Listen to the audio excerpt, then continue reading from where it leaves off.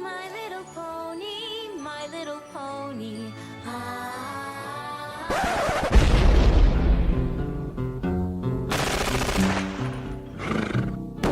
I don't want to set the world on. Welcome back, everyone, to the second episode of Foally of Man. I believe you mean the Foally of Man. The Foally of Man.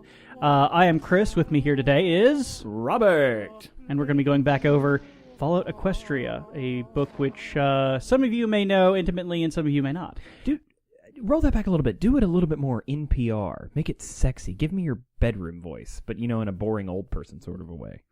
And today we'll be looking at the third chapter of the story in which...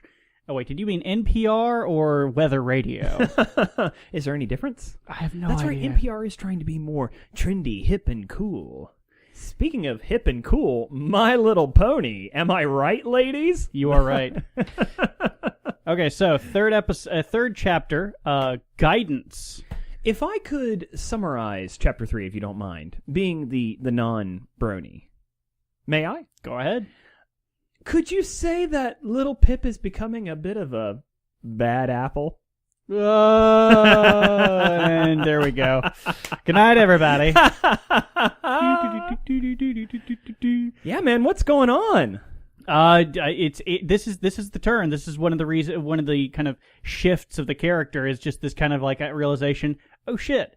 And the world itself becomes more visceral. You've noticed this chapter, the design is far more guttural and morbid. But yeah, this chapter is much, much darker than the last two. That was actually the tone for the rest of the story being set right here. Well, you said last episode, you said if you like dark, it's only downhill from here. Oh yeah, it is. It gets very, very oppressive. Now, in fairness, because of the amount of time between when we first recorded and this, as I draw back the curtain, I listened to this chapter multiple times. It's one of the longer chapters. It takes about 35 minutes to read. It is not the longer one, believe me. No. We're getting into like the standard chapter length. Yes, I've looked ahead a little bit. Thus far, it's been the longest chapter so far. Yeah. So I wanted to make sure that we gave it ample time, especially because I feel like some of the themes of this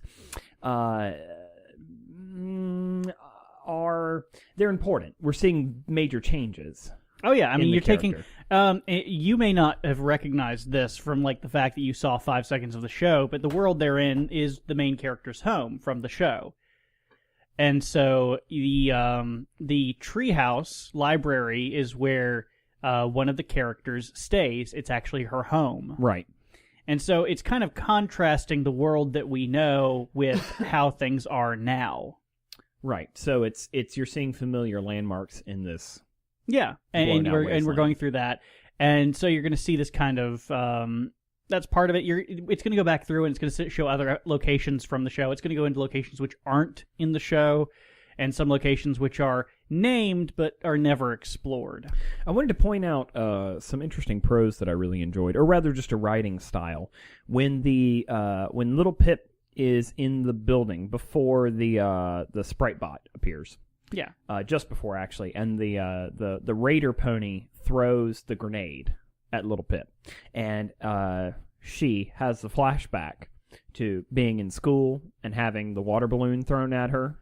I thought that was a really nice narrative structure. And like that lesson in that moment reminded her, I need to react to not let something even hit near me because the splash could hurt me. Water balloon, grenade, same principle. Oh, yeah. But what I liked was I actually liked the cut of the bully's jib because he called her blank flanks. That is from the show. That is from the show. They are. That's from the show. That's from the show. Before in the show, when you get a cutie mark, it's a big deal because it means you know what your purpose is in life. Right. And so before that, you're blank. You don't have any set purpose. No, I loosely understand that concept, but My Little Pony seems like it's just sugar and rainbows all the time. That seems... So they actually insult each other? Yes. It's like there's no nice way to say blank flanks. Yeah, no, it's an insult. It actually is used as... You just have no soul and no purpose. Yeah. Yeah. So there you go. That was actually from the show. Fascinating. Okay, all right. But anyway, so I like the insult. Oh, yeah. I just need to be careful not to start using it in public. No, yeah, of course. That would be quite odd. as I'm certain somebody would wonder what in the world you were talking about. Now, going into it, in this chapter, you have Littlepip waking up in the boutique, which is actually one of the characters' homes. Carousel Boutique. I gotcha. Yep. And she goes through, pretty much goes through the bodies of the raiders who attempt to, I guess the raiders send out a squad to try to take her down, and she systematically obliterates them. Yeah. And comes into contact with the little metal voice of Watcher, which I think they named. No, in they this. don't. They don't name. Okay, I may be giving too much away so far. I'll just take a note. Okay. Spritebot is Watcher, Yeah, but not Watchmen. No, that would be a completely different story tone. There's not enough blue penis in this story for it to be Watchmen. Yes, no. So, Mr. Manhattan, come on! You know that's got to be the next crossover. well, there already is a Manhattan, and we actually go there in the story. So, all of the places, He's got to be a boy pony. He has to be a boy pony. Well, there isn't a Mr. Manhattan. There's actually the location Manhattan. No, I know. I'm just saying that should be the next one. You should be not the Watchmen, but the Watch Ponies. The Watchmares. Jesus. No, all right, that's it. I'm out. Come back. I'm washing my hands of you. Okay, going into it. She makes her way towards the library where she saw the sniper shooting at her. I think at one point in this chapter she ends up in a gutter, in a ditch. Okay. I'm trying to remember. I started reading it and then I got sidetracked. Are you sure it on was a things. gutter? Are you sure it wasn't nothing? It may have been nothing.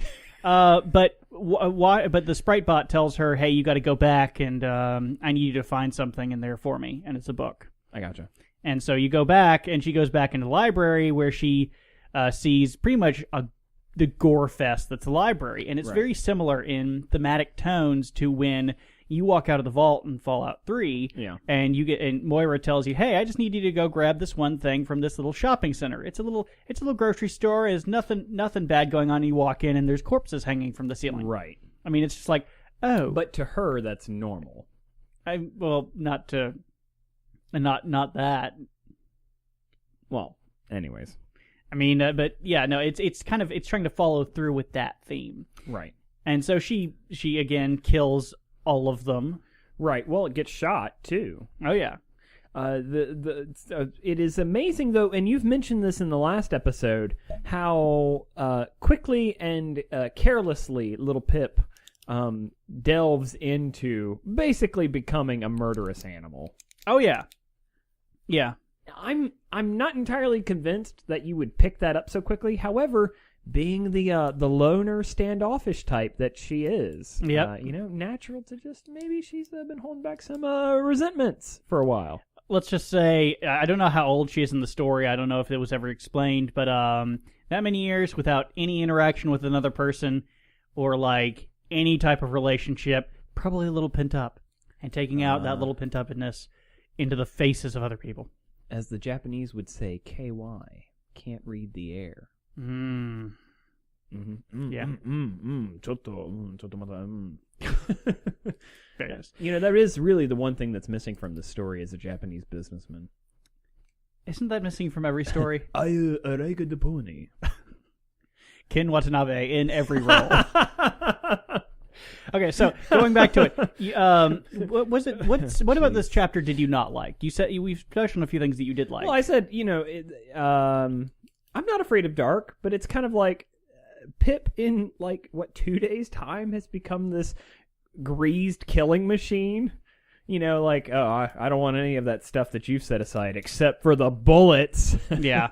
and not just shooting, but shooting and not missing. That's or rarely missing. I'm not going to say never missing. Shotgun makes it easier. I do think it's funny. Well, that is accurate. Movies don't really show the brute force power that shotguns have. The shotguns are meat grinders. They're designed to just rip things apart. But I love the realization of how do these ponies even fire this? Are they using their tongues? And then later it's like bam, bam, bam. Oh yes, I guess they're using their tongues. Yeah. Explain that a little bit. So what's the mechanism behind the mouth? It's never triggers? explained in the story as much, but they have explained it later on through the fandom and the community. They have this kind of fandom or fandom. Fandom. Oh. Amazingly horseshoe-shaped thing. It's pretty Claw, much like claw, a claw. it's like a brace, like a retainer. Okay. With Except a little it shoots lever. bullets. Well, it's like a retainer instead of a handle on a gun. It's just a retainer with a little pallet lip at the bottom. How is this not something a Bond villain has used? Seriously. I have no idea. Why don't you like- ask the people who make Bond films? Like Jaws, you know, the guy with the steel teeth? Like, wouldn't that be the perfect thing? Like, he opens his mouth and a gun muzzle stands out. Well, it's larger than your face, I admit. Well, that is. But like they've explained like how it like even then nothing about the guns could work in this as universe. far back as Dr. No, James Bond had missile shooting cigarettes. So Yeah, but no, they don't actually.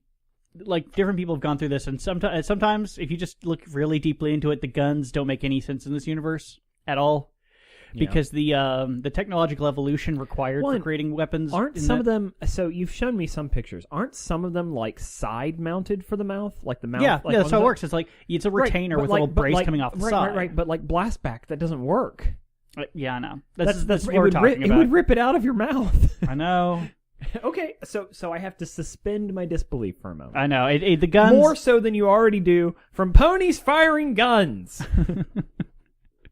Or as you talked about last episode, two lesbian horses having sex with each other. Well, obviously horns are involved. It has to be. I mean, it has to be. Yeah. But yeah, there's that. Was there anything else that really stuck out to you? Let's see here. I'm interested about the Spritebot, who's apparently called Watcher. I've ruined everything. You just have a name. Yeah. But we just don't know anything. And Spritebot points out that, if I was going to kill you, why would I have helped you? Yeah. The thing I thought was so funny, too, is Littlepip not realizing what a mine was. Now, remember, I'm listening to the audio version, and the audio version is very wonderfully voice acted. I mean, it really is quite good. If this person isn't a professional, they should consider doing it, because you feel like you're there. You feel like you're hearing the inner monologue of the character. But I love the moment where it's like, what's that? Beep. And, of course, if you've played Fallout, your first thought is, crap. Yeah. Close the door, close the door, close the door!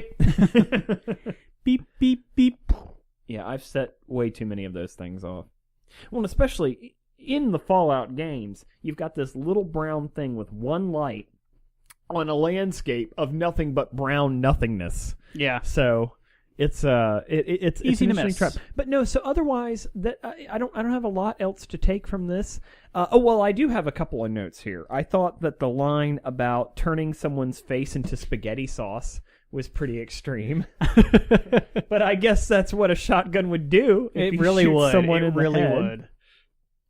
And I guess what we're starting to see is, and a question I have is does, with all of this murder, do the ends justify the means? Now, Littlepip says these people.